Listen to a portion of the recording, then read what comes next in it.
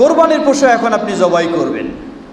জবাই করার পর এখানে কিছু বিষয় দেখা যায় যে আমরা জবাই করার সময় এই কোরবানির পশু জবাই করে যে তাকে, অথবা কোরবানির পশু তৈরি গোস্ত কেটে দেয় যে তাকে, আমরা কিছু এ থেকে পারিশ্রমিক হিসাবে দিয়ে দিই।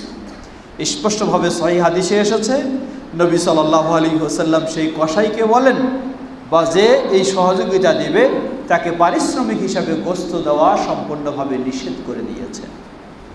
সুতরাং মসজিদের ইমাম সাহেব যদি জবাই করে দেয়, এর বিনিময়ে তাকে যদি গরুর মাথাটা দিয়ে দেন, এটাও হারাম, জায়েজ নয়। অথবা কোনো কসাই এসে যদি আপনার গরুটাকে সুন্দরভাবে কেটে দেয়, এজন্য কিছু তাকে 5 কেজি গোস্ত দিয়ে দিলেন, এটাও জায়েজ নেই। আল্লাহ রাসূল সাল্লাল্লাহু আলাইহি ওয়াসাল্লাম সরাসরি নিষেধ করেছেন। অতএব কেউ জবাই করে দিলে তাকে কোনো পারিশ্রমিক দিতে হলে সেটি আলাদাভাবে পয়সা দিয়ে দিবেন। কেউ গরুটাকে জবাই করে সুন্দরভাবে বানায় দিলে সেটার জন্য কসাইকে পারিশ্রমিক, সেটিও আলাদাভাবে দেবেন, গোস্ত দিয়ে নয়।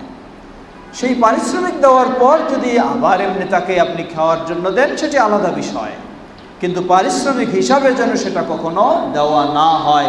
নবী সাল্লাল্লাহু আলাইহি ওয়াসাল্লাম স্পষ্টভাবে নিষেধ করেছেন এটি।